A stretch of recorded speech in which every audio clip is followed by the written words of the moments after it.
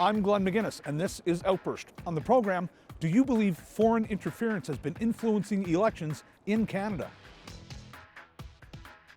Oh, absolutely. This is a serious problem that we need to be considering. I don't know for sure, but that's definitely something that somebody needs to figure out, right? There's no question that other governments are, looking into what's going on. It's just we don't have enough proof, or we're not shown enough proof. We've seen several reports over the last few weeks about alleged foreign interference in our electoral process, namely by China, ranging from meddling in riding nominations to funding candidates. The opposition has been grilling the federal government about China allegedly attempting and potentially succeeding in undermining our democratic process. The Prime Minister has also been in the hot seat about whether or not he's been briefed on the matter. And in Ontario, it's been reported that a member of Premier Doug Ford's caucus has been involved in alleged Chinese interference, and that member has now decided to sit as an independent. So we took to the streets to ask Canadians if they feel foreign countries are tampering with our democratic process.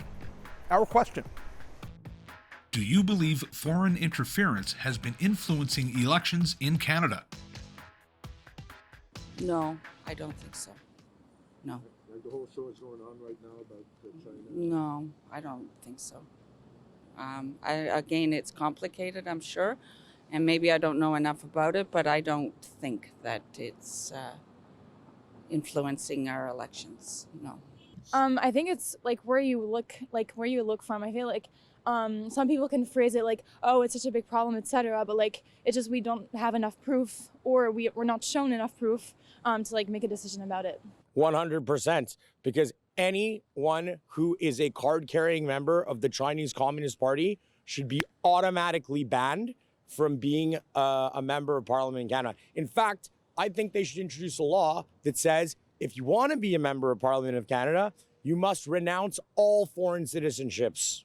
It's the same reason that in America, they have a constitutional amendment that says to be the American president, you must be born in America. That rule was designed to stop the British from sending someone back to America to be like, oh, let's become part of England again. Why don't we have that rule here? There are signs of it. Certain diaspora are facing some pressure. I have no doubt about that. Whether it has had an impact on the results of the election, I'm very unsure of that. I do not believe that to be the case. But in terms of influence, I believe there is, and I don't think that China is the only guilty of that. We have probably allies that do the same thing, because everyone has their own agenda. So whether it's more overt or covert, there is always influence. Whether it's a foreign leader talking about Canadian politics, or something that is more covert of intelligence services trying to influence elections, there is always influence, but that's the beauty of a democracy. The results might not be that much affected by it. Do you have any thoughts on that at all? Yeah, I would agree. I think that there's no question that other governments are looking into what's going on. There's always, I think, backroom conversations. Whether or not it's impacted the results, similar, I don't know that that's really necessarily been the case, but I have no doubt that there's been efforts to try and interfere. I sure hope it hasn't, but I don't know for sure. I've read it all and trying to sift through what's true and what's not, but I just hope it's not. Oh, absolutely. This is a serious problem that we need to be considering. We see it all the time from different countries around, and sometimes it's good influence and that we should be working together with our allies. But sometimes those, other interferences are not to the best interest of Canadians. Do you have any thoughts on that? Well, my problem with the whole situation has been our Canadian government's response. I feel like there's been public pressure pushing the Prime Minister to respond, but in the fact that we should have been responding and being more proactive on the issue several weeks or months ago when the issue was better known. I mean, it's impossible to know. I suspect not. I think there may have been various attempts, but that it actually changed the vote or anything, I think probably not. I think that's just thanks is just how things are these days. I mean, there's multimedia can influence so much, and social media, And I think these foreign governments are taking advantage to make sure the right government is sitting across the table from them.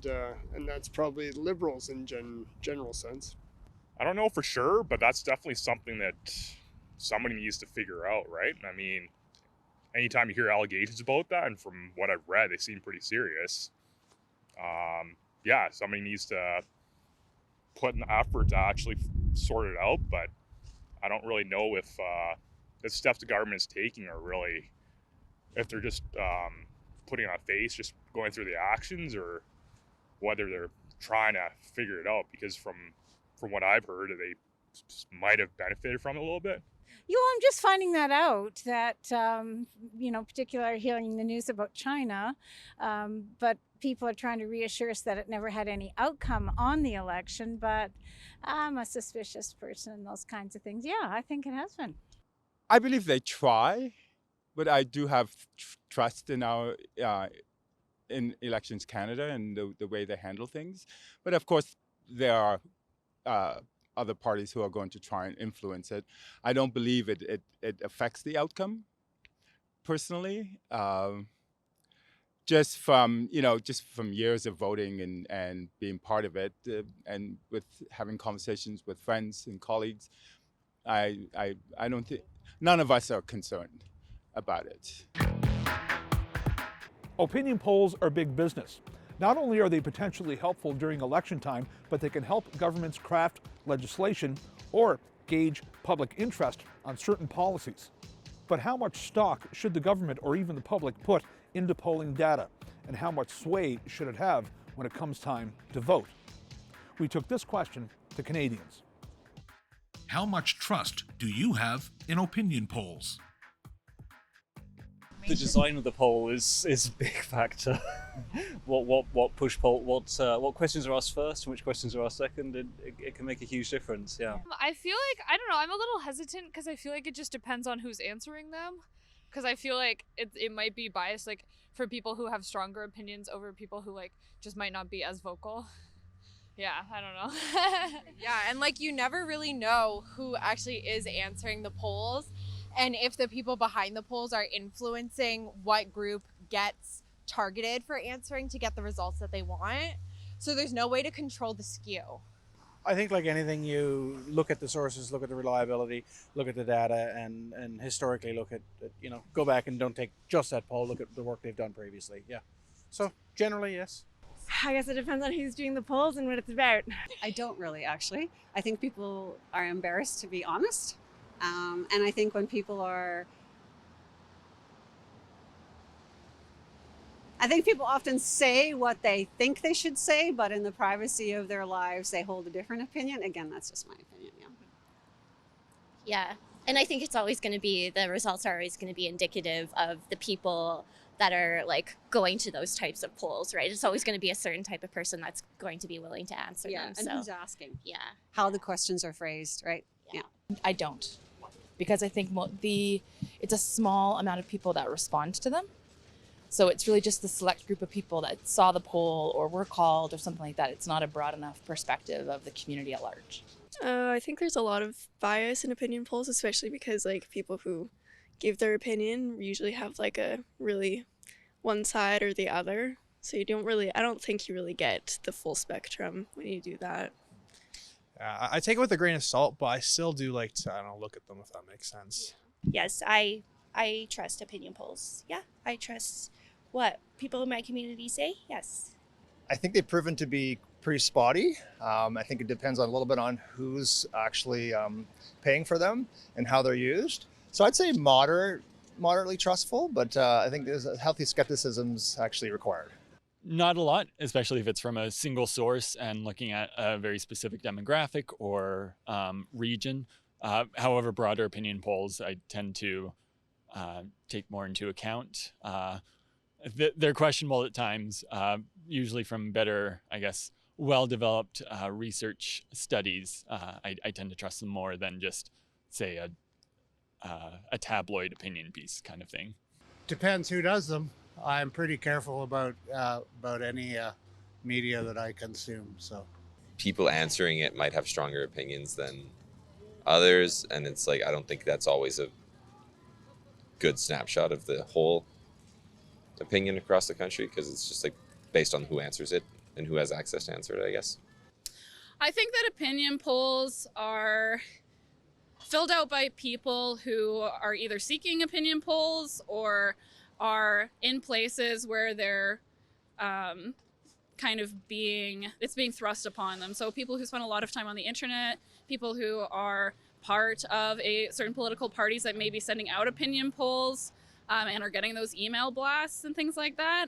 I think that those are the kinds of people that fill these things out. People who are just, they don't really pay much attention to the political landscape, or they actively don't want to participate, are not going to be part of those polls. So I think that it biases things many of the time. No. No? I don't trust that those are real data at all. See, I trust that they're real.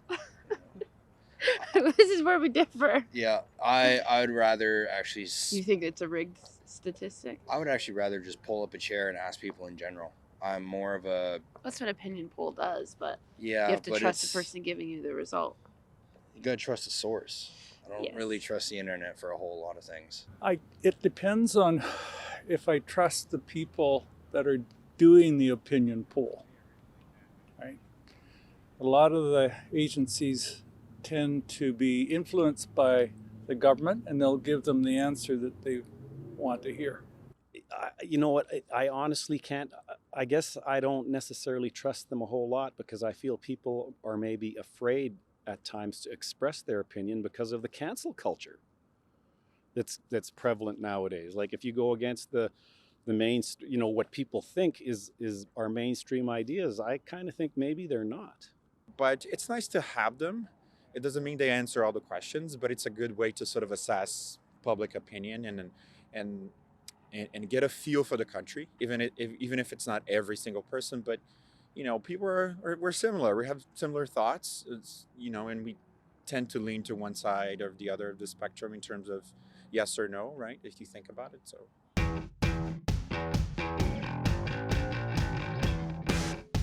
How many governors general have there been in Canada since 1867? 20, 30, or 40? I think 20. 20? 30. 40? Let's say 30. 30. 20, I think. 20. I'll go with 40. 30. 30. 40. The answer, 30. Good for you. I did it. I'm not even from here. Since Confederation, there have been 30 Governors General in Canada. The Governor General is the federal viceregal representative of the British monarch. Their role is to carry out the parliamentary duties of the sovereign in their absence, such as summoning Parliament, reading the speech from the throne, and proroguing and dissolving Parliament. Up to 1931, the Governor General was chosen by the sovereign until the Canadian government began to make those recommendations. In 1952, Vincent Massey became the first Canadian-born Governor General. Jean Sauvé became the first woman to serve in the role in 1984. Adrienne Clarkson became the first Governor General of Chinese heritage in 1999. And Mary Simon became the first Indigenous Canadian Governor General when she was appointed in 2021.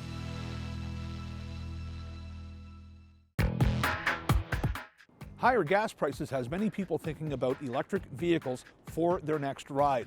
While the federal government has been touting them for a while, many people feel the EV market is out of their reach. Some will say they're more environmentally friendly and will save you money in the long run, while others will say they're too expensive and the infrastructure to keep them going is just not available in many areas. We took to the streets to ask people if electric vehicles are the way to go, or will they stick with gas-powered vehicles for the time being? Our question. Would you consider switching over to an electric vehicle? I think it's friendlier towards the environment, though I think I'd likely go with a hybrid vehicle over an electric vehicle. I think in the climate here in Alberta in particular, it's a little bit of a friendlier choice, not just personally, but for the entire region. But I like the idea of using more fuel-efficient vehicle when I can. I think fully electric depends on the grid, because Alberta's grid still has coal. So coal is actually not more sustainable than gas. So I think we need to ensure that the electric grid has more sustainability sources. And if that were the case, then I would be more keen. But right now, having coal in the mix, as well as other renewables, like the mix doesn't really balance out for me yet. But if it was majority renewables, then I would switch to electric. The biggest concern for me is distance. So I'm not stuck in Edmonton. I like to go and visit my family. I'm just worried that I wouldn't be able to get home maybe, but I would consider it. I would actually. I have a hybrid already, and I would consider switching, although it really is quite pricey. So to go from a hybrid to electric actually is a big step. So I'm even in the market right now looking at the vehicles, and I think the price of the all electric is scaring me a little bit from the jump from the hybrid at the moment. Yes, absolutely. I drive a gas vehicle right now, but with city commuting, it's much more efficient and better for the environment to get an electric vehicle.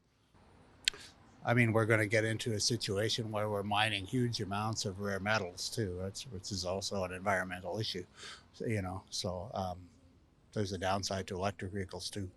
I would. Yeah, I would consider. I think that it's better for the environment. I think that although, living in Alberta, we have the lowest gas costs, I think that from a long-term perspective and sustainability-wise, we're not going to be able to keep this up forever. And I think that switching to electric vehicles in a kind of slow and sustainable way is a good way for us to diversify our economy and to ensure that we have longevity. And can do something to combat a climate crisis that seems kind of hopeless sometimes. I like the convenience of plugging it in my garage. Yeah, but in turn, your electricity bill is going to go up, so they're just going to raise the prices on your electricity bill too. The only benefit that we have between BC is there is a hydro dam. Alberta, we don't. We have to burn coal. So, or we have to buy it from BC, and then that goes up in prices. Yes, absolutely. We're actually looking at one now. Me and my wife we're thinking that our last vehicle perhaps will be an electric vehicle, and I'm all towards it for sure. I mean, whatever we can do to help with climate change. I am from Alberta. I do believe in gas and oil. However, I believe in the overall good be an electric vehicle, whether it's carbon or battery. But yeah, it's definitely the right way to go for sure. No, I wouldn't. I think there's too many issues with them, depending on the climate. I know that they don't run well in really extreme cold conditions like you might have on the prairies. I also have issues with where they get the raw materials from to make the batteries, because I understand that a lot of those raw materials are coming from countries that don't have a very good human rights record in the way that they're treating their employees, etc. Yes, I would. Again, I'm an Albertan at heart. I've lived here now for 6 years. I know a lot of people that are staunch conservatives and very much against electric vehicles, but they're never going to take over to the point where there's no, combustion engines anymore. There's going to be gas vehicles always, especially when it comes to transportation of goods, semi-trucks and things like that. They're a long ways off from becoming electric. So I don't have personal experience, but I read a lot, and of course we can get information from different places. But I know I'm in construction. I use batteries. Batteries have a tough time in cold weather. During the winter, I bring all of my tool batteries into warm weather. I don't leave them in a vehicle or outside because the cold is hard on them. So cold is going to be hard on electric vehicle batteries at this point in time, I believe. No, I'd certainly consider switching. I mean, it's just a matter of getting something that's going to be competitive and can do what we'd want to have with an automobile without the environmental cost of internal combustion engines. I think I would consider it for the environmental factors, but in this economy, there's no way I can afford an electric vehicle. So I feel like there are other ways to be a little bit more environmentally friendly, maybe taking the bus or ride shares, Ubers, carpooling, walking or biking. So if it was affordable, sure. But in this economy, probably not at the moment. Right now for me, too pricey because I live downtown, I work downtown, so I walk. I own a vehicle, but it's just not worth it for me to switch. Definitely in the future, as EV chargers become more normal, if my building had one, then it'd be more worth it. So in the future, sure. Right now, no. Yes, actually, we had a discussion on my wife's last vehicle, and right now the infrastructure. We're from Newfoundland. The infrastructure isn't there yet, but absolutely down the road, we fully would look at an electric vehicle, especially for one vehicle commuting. Yes. When Joe Biden makes his first official visit to Canada since becoming president, there will be much ground to cover by both nations. Trade issues will, of course, be close to the top of the agenda, as well as assisting Ukraine and environmental issues, just to name a few. We sent our cameras out to ask Canadians what topics should be in the forefront for both leaders during this visit. Our question: what issues do you think Prime Minister Trudeau should raise with U.S. President Biden? Climate change, definitely, and I would say trade issues between our countries. And I think I'm actually a dual citizen in both countries myself, so having a good relationship is really good between our two countries, in my opinion. I think they should address the refugee crisis. I know Canada's trying to do, but it's not really doing enough. It's too bureaucratic to try and get into the country. I think the states could take a lot more people than they are. I think with climate change, I think they need to do more faster. I think they're dragging their heels. I think they should get rid of fossil fuels on both sides of the border, start winding down. Maybe some of the trade issues relating to the automobile industry, things like that, I think would be a good start. Yeah. I think Ukraine's a really big one right now. Inflation and economic issues are also pretty big right now. So I think those should be the two forefront ones. But I think there are obviously other like cultural issues that I think could be discussed as well. I mean, climate change, I think is for me is the number one topic, because if we don't fix that, nothing else will matter eventually. So that's important. And then the war in Ukraine again. I mean, I know we're both contributing some tanks now, so that's good. We're going towards a recession, so we need to think about the energy in Canada and our supply. And I think that's the main question that we should be addressing is the trade that Canada and US have together, and how we can prioritize the needs of Canadians. We have like NAFTA issues. We have like petrol line issues. I don't know what's that, Quebec, and we have the border, the gas issue that we need to sort out. The Canadian dollar is always lower than the American dollar. And then as a person trying to buy something from American goods or anything like that, I always have to pay more. So I know there's a lot that goes into building the strength of the Canadian dollar, but I guess that's something that Trudeau could aim for. I know the war in Ukraine and all that's bad and everything, but we got to stop sending them all these billions of dollars when we have homeless people and our medical situation is in arrears and the whole thing, and housing and everything else. That money could solve all those problems. That war is going to rage on no matter how much money we throw at it. So I believe that money should stay here and take care of our needs right here, not over there.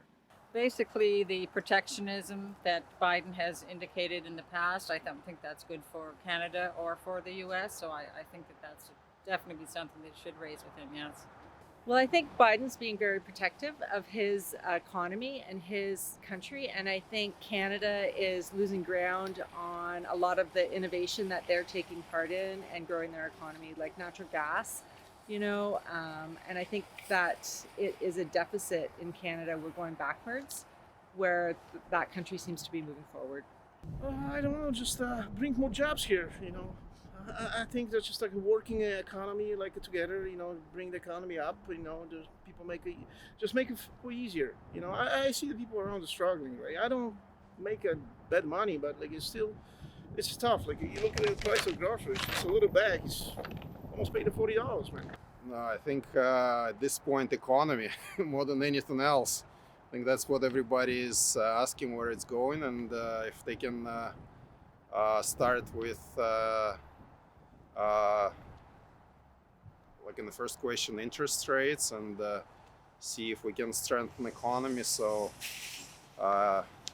inflation is a little bit more controlled, if at all possible. I know it's kind of a two-way road, to developing economy and decreasing the interest rates, but if we can slow it down a little bit, then it'd be a good thing to do. I guess probably helping Ukraine would be probably the best thing that they could work on together and resolving that. I think they need to do something to finish it, get the economy going again with Russia back in the game and supplying oil and doing the things they used to do. It'd be nice to see that over. Trade.